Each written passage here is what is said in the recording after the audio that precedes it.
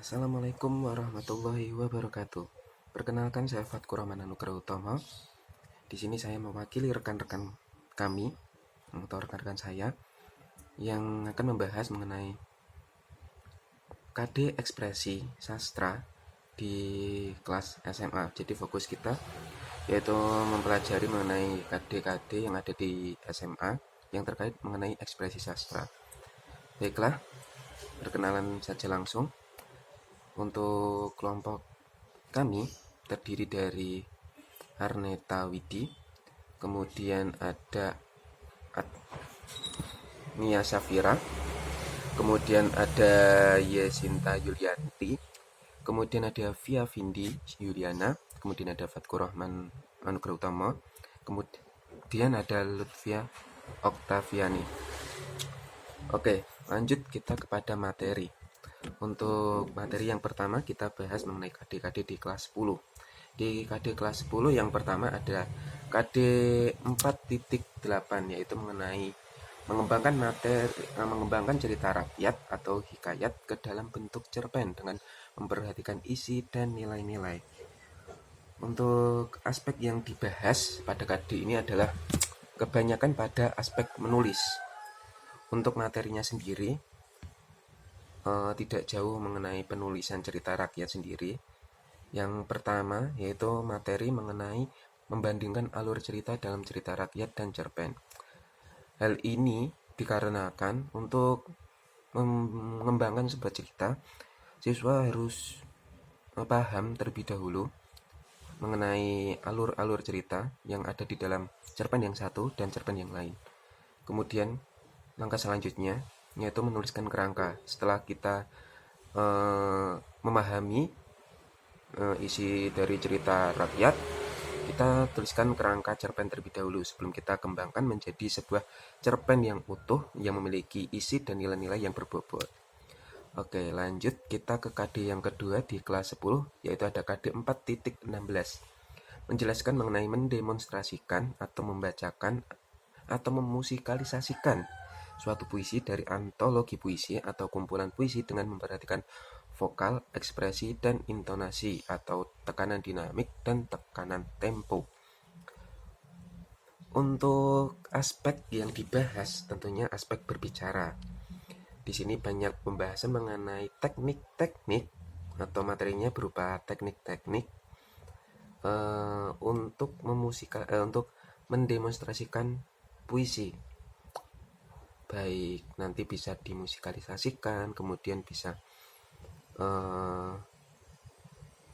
menjadi suatu bacaan puisi yang baik, maka ditentukanlah teknik-teknik untuk membacakan sebuah puisi, yaitu berkaitan dengan teknik lagi berbicara lebih umumnya, yaitu materinya mengenai hal-hal yang harus dipahami ketika membacakan puisi, yaitu berupa memperhatikan rama dan irama, yaitu kemudian yang kedua memperhatikan artikulasi, yang ketiga memperhatikan ekspresi, kemudian yang keempat mengatur pernafasan.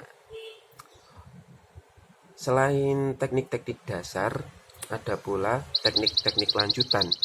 Untuk teknik lanjutannya sendiri yaitu berupa yang lebih terperinci lagi, kita terperincikan lagi agar ketika kita membacakan puisi atau memusikalisasikan puisi dapat penghayatan atau orang yang mendengarkan kita dapat tersentuh dan isinya pun dapat kena di dalam hati pendengarnya. Untuk teknik lanjutannya yang pertama yaitu membaca dalam hati puisi secara berulang-ulang agar kita paham mengenai isi dari puisi yang kita bacakan. Kemudian membaca ciri-ciri bagian tertentu. Jadi sebelum kita membacakan secara utuh, sebelumnya kita harus memberikan tanda-tanda terlebih dahulu. Bagaimana di mana saat kita jeda atau di mana saat kita berhenti. Kemudian yang ketiga, memahami suasana, tema, dan makna puisi. Jadi selain kita membacakan sesuai dengan jeda atau pemberhentiannya, kita harus memahami keadaan dari puisi tersebut supaya puisi yang kita bacakan sesuai dengan apa yang dirasakan oleh penulis, dan pendengar pun merasakan hal yang sama. Kemudian menghayati suasana, tema, dan makna. Selain kita memahami suasananya, kita juga harus memahami bagaimana situasi dari puisi tersebut, tema dari puisi tersebut.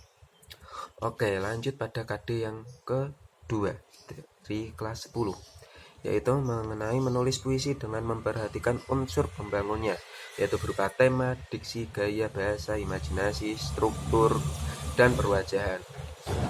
Untuk materi ini lebih banyak pada aspek menulis, tentu saja. Kemudian untuk materi yang dibahas sendiri pun eh, tidak jauh dari teknik-teknik dasar penulisan, yaitu harus mengetahui sebuah gagasan atau temanya atau topiknya yang akan dibuat untuk menulis suatu puisi. Kemudian selain itu kita juga harus merasakan isi dari puisi tersebut.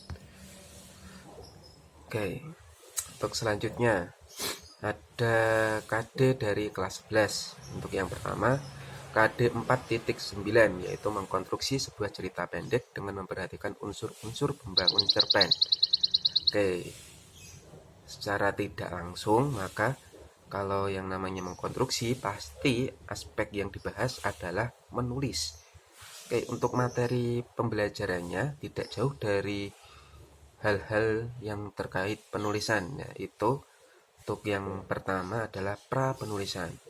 Untuk pra penulisan sendiri, itu kita harus menentukan ide, kemudian menentukan tema, menentukan premis cerita, menentukan alur, setting, dan sudut pandang. Jadi lebih banyak pada unsur intrinsik yang harus kita tentukan waktu kita pra penulisan. Kemudian penulisan. Untuk penulisan kita lebih pada strukturnya. Kita menentukan strukturnya terlebih dahulu, yaitu terdiri dari pembukaan, inti cerita, dan penutup cerita. Kemudian pasca penulisan, setelah kita merencanakan penulisan, kemudian kita melakukan rangka penulisan, langsung kita kembangkan menjadi sebuah cerita yang tuntas dan sesuai dengan tema yang akan dibahas. Oke, selanjutnya KD untuk kelas 11, yaitu KD 4.18, tentang mempertunjukkan salah satu tokoh dalam drama yang dibaca atau ditonton secara lisan. Oke, untuk mempertunjukkan pasti aspek yang dibahas adalah berbicara dan menulis.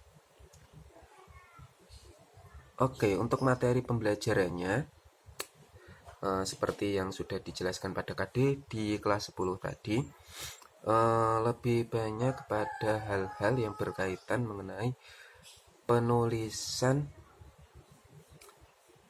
tokoh-tokoh di dalam drama. Jadi penulisan iya, kemudian perasaan juga iya, karena berkaitan dengan sifat dari tokoh yang akan dipertunjukkan. Jadi setelah kita menuliskan sifat-sifatnya, karakter-karakternya, kita pun juga harus merasakan sifat dari karakter tokoh tersebut. Oke, jadi untuk melakukan penulisan dan juga merasakan karakter dari tokoh tersebut, ada elemen yang harus diperhatikan, yaitu elemen tokoh, yaitu berupa pelaku, kemudian elemen wawancang berupa dialog atau percakapannya yang harus kita rasakan, kemudian ada elemen kramagung, lebih pada perilaku. Jadi seperti tadi yang telah saya bicarakan, bahwa untuk menghayati peranan suatu tokoh, kita harus memperhatikan tokohnya, kemudian kita harus memperhatikan dialognya antar tokoh, kemudian kita harus memperhatikan perilaku dari tokoh tersebut. Oke, kemudian di KD selanjutnya, yaitu mendemonstrasikan sebuah naskah drama dengan memperhatikan isi dan kebahasaan. Karena yang dibahas adalah kebahasaan, Maka aspek yang banyak disinggung adalah aspek berbicara. Untuk materi pembelajarannya sendiri, yaitu terkait mengenai langkah utama yang harus dilakukan ketika akan mementaskan drama. Untuk yang pertama, ada memahami naskah dan karakter tokoh.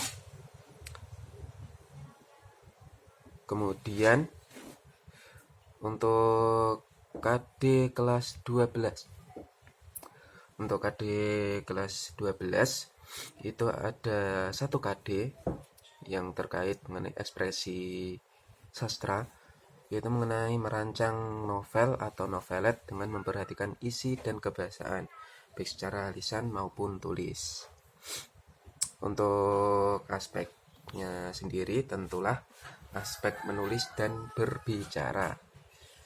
Untuk materi yang harus dikuasai yaitu hal-hal yang berkaitan untuk merancang novel atau novelet, yaitu menentukan tema, kemudian menentukan tokoh, menentukan alur, menentukan latar atau setting, dan juga menentukan amanat. Jadi itu tadi pembahasan dari kami mengenai KD ekspresi yang ada pada pembelajaran di kelas SMA. Apabila ada salah penulisan atau salah kata dalam kami mempresentasikan materi yang ada, kami mohon maaf. Apabila ada kekurangan, kami mohon saran dan perhatian saudara sekalian. Mohon maaf apabila ada kesalahannya. Wassalamualaikum warahmatullahi wabarakatuh.